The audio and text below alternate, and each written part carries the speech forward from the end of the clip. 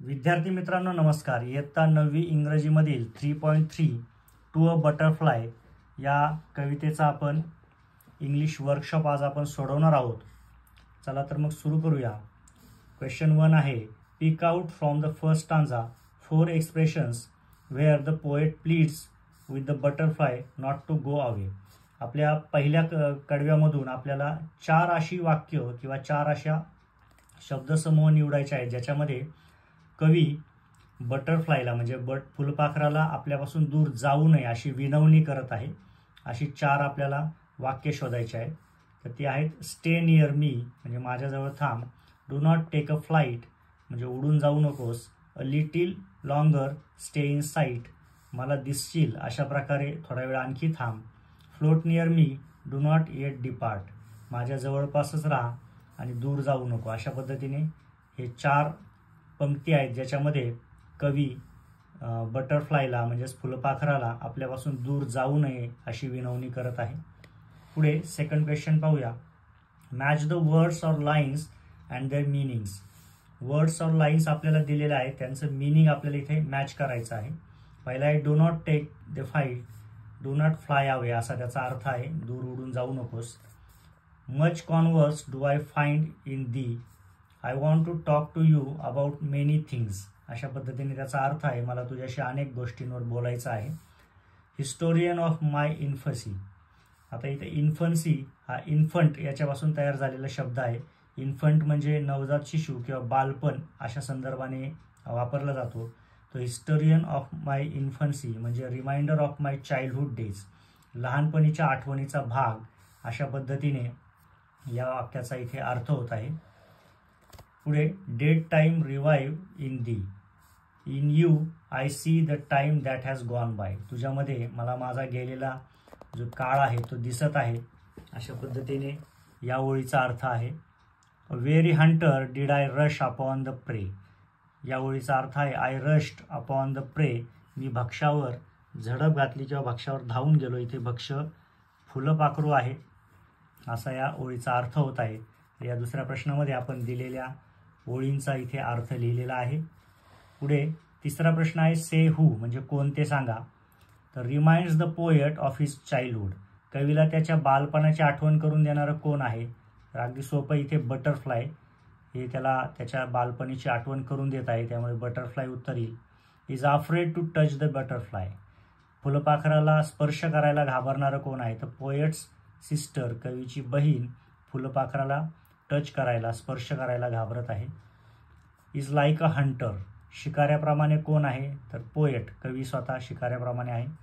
Is the poets sister कवीची बहीण कोण आहे, तिचं नाव इथे लिहायचं आहे। तर एमलिन ही कवीची बहीण आहे। अशा प्रकारे से हू मध्ये आपण कोण आहे ते इथे लिहिलेलं आहे। पुढे आपल्याला थोडा भाषेचा अभ्यास आहे। या ठिकाणी इन्व्हर्जन म्हणजेच व्युत्क्रम अलंकार याच्याविषयीची आपल्याला माहिती घ्यायची आहे। तर पाहूया, sometimes the normal word order is changed in the lines of a poem. बऱ्याचदा आपण कवितेमध्ये बघतो की आपण जसं वाक्य बोलतो, उदाहरणार्थ मी आंबा खाल्ला हे नॉर्मल वाक्य झालं, परंतु आंबा मी खाल्ला असं कवितेमध्ये कधीतरी लिहिलेलं असतं। म्हणजे नॉर्मली बोलताना आपलं वाक्य आहे मी आंबा खाल्ला, परंतु एखाद्या कवितेमध्ये आंबा मी खाल्ला असंही कवी लिहितात। त्या ठिकाणी जी नॉर्मल क्रम असतो, सामान्य क्रम असतो शब्दांचा, तो बदललेला असतो। तर sometimes the normal word order is changed in the lines of a poem कवितेमध्ये सामान्य क्रम शब्दांचा बदललेला आढळतो। To emphasise something or to make the line sound better आता हे का केलं जातं, तर आपल्या कवीला कशावर तरी विशेष भर द्यायचा असतो किंवा ती जी कविता आहे त्यामध्ये ते जे वाक्य त्यांनी मागे पुढे शब्द करून केलेलं असतं त्याच्यातून एक नादध्वनी तयार होत असतो, ऐकायला गायला ते सुंदर वाटतं, ह्या हेतूने तरी ते कधी कधी मागे पुढे शब्द केलेले असतात। This change in word order is called inversion तर अशा प्रकारे शब्दांचा क्रम बदलणं यालाच इन्व्हर्जन असं म्हणतात, म्हणजे व्युत्क्रम अलंकार असं म्हणतात।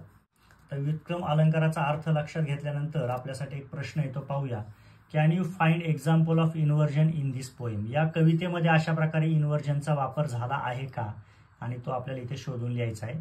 राईट देम डाऊन आपल्याला ते इथे लिहायचं आहे।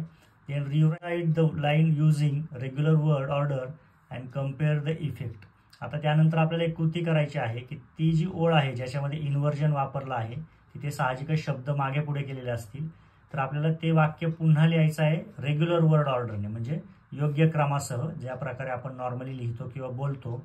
आणि त्यानंतर दोन्ही प्रकारच्या लेखनांची आपल्याला तुलना करायची आहे, त्यामध्ये काय फरक पडतोय ते पाहूया. एक एक्झाम्पल आपल्याला दिलेलं आहे, अ little longer stay in site. हे आपलं कवितेतलं वाक्य आहे, कवितेतली पंक्ती आहे आणि ती आपण योग्य क्रमासह जर लिहिली तर stay in site a little longer he normal आपली आपण बोलतो किंवा लिहितो त्या पद्धतीची पंक्ती आहे. कवितेमध्ये मात्र शब्द मागे पुढे करून इन्व्हर्जनचा उपयोग करून ते अशा प्रकारे लिहिलेले आहे. तर अशी उदाहरणं शोधून आपल्याला रेग्युलर वर्ड ऑर्डरमध्ये लिहायचे आहेत. तर पहिला आहे much converse do I find in thee. इथे मागे पुढे शब्द केलेले आहेत, इन्व्हर्जन वापरलेलं आहे, त्याला आपण नॉर्मल ऑर्डरमध्ये लिहूया.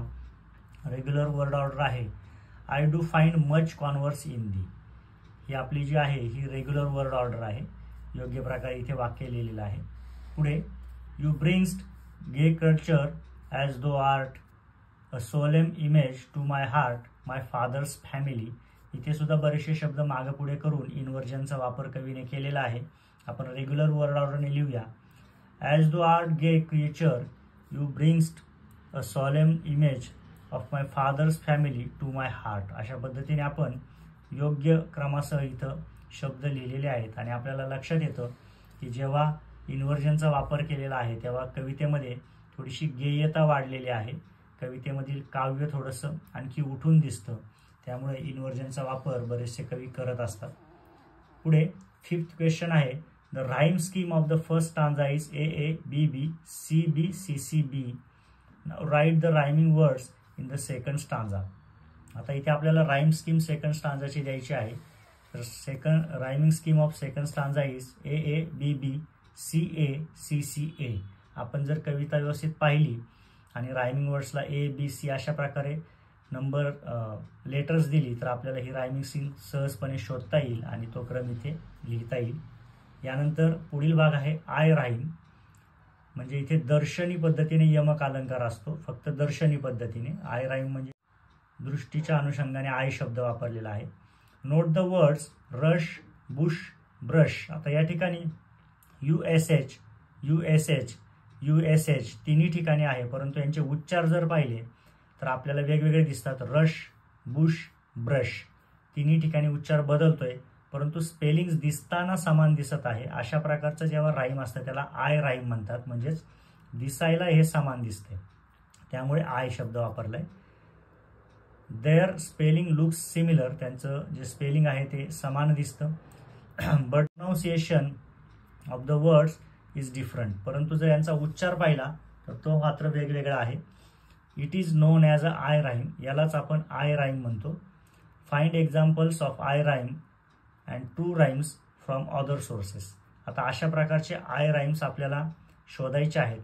तर आपण पाहूया इथे TOGO दोन्हीकडे स्पेलिंग सेम आहे, परंतु याचा उच्चार आहे टू, याचा उच्चार आहे गो, तर याला आपण आय राईम म्हणू शकतो. दिसायला राईम प्रमाणे परंतु उच्चार वेगळे. त्यानंतर CUT कट आणि PUT पुट, कट पुट इथे सुद्धा स्पेलिंग समान उच्चार वेगळे म्हणजेच आय राईम झाला. त्यानंतर रीड ब्रेड इथे सुद्धा स्पेलिंग समान उच्चार वेगळे, त्यामुळे हा सुद्धा आय राईम झालेला आहे. आणि इतर जे आहेत ट्रू राईम्स ते तर आपल्याला बऱ्याच कवितांमध्ये दिसून येतात. तर अशा पद्धतीने आपण आय राईम्सची कल्पना इथे समजून घेतलेली आहे आणि त्याची उदाहरणे सुद्धा इथे दिलेली आहेत. या ठिकाणी टू अ बटरफ्लाय याचा इंग्लिश वर्कशॉप कंप्लीट होत आहे. कवितेतील सर्व प्रश्नांची उत्तरं आपण इथे व्यवस्थितपणे लिहिलेली आहेत. अशाच आणखी प्रश्नांचा सराव करा. धन्यवाद.